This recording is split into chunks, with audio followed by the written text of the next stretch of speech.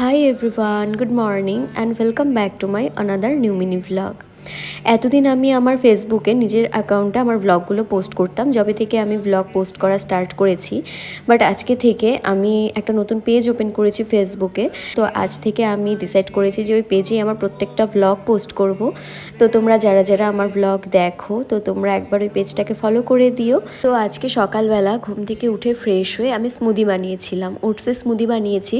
তার মধ্যে একটু আমও অ্যাড করেছিলাম, খেতে বেশ ভালো হয়েছিল। এরপর আমি স্নান টান কমপ্লিট করে নিয়েছিলাম, স্নান সেরে তারপর ঘরে চলে এসেছি বেডটাকে ভালো করে ক্লিন করতে। একা একা ছুঁয়ে যায় তবু কখন এসে যদি বলি। ঘরটাকে ভালো করে ক্লিন করে নিয়ে এরপর আমি নিজেও ঠিকঠাক হয়ে নিচ্ছিলাম, কারণ স্নান থেকে এসেই আমি ঘর গোছানোতে লেগে গেছিলাম। যদি বলি সে সবই তোমারই। আর এই ব্লগটা কিন্তু বেশ কিছুদিন আগের, আমি ভয়েস ওভার দিতে পারিনি, সমস্তটা রেডি করে রেখেছিলাম জাস্ট ভয়েস ওভারটা দিয়ে পোস্ট করব বলে। আর সেদিন আবার আমার একটুখানি বাড়ি যাওয়ার কথা ছিল, বাড়িতে আমার একটু কাজ ছিল, সে কারণেই আর কি যাব। তো যাই হোক আমি ঠিকঠাক হয়ে নিলাম। এরপর কাপড় চোপড়গুলো একটু ভাঁজ করে রাখছিলাম। তারপর আমার ঘরে একটা চকলেট ছিল, বুনু যেদিন এসেছিল নিয়ে এসেছিল চকলেটটা আমার জন্যে। আর এই কি বলবো, সিল করে ওটা আমার ভীষণ ফেভারিট। তো যাই হোক চকলেট খেলাম, এরপর একটু বসে বসে ফোন ঘাঁটছিলাম দুপুরের দিকে।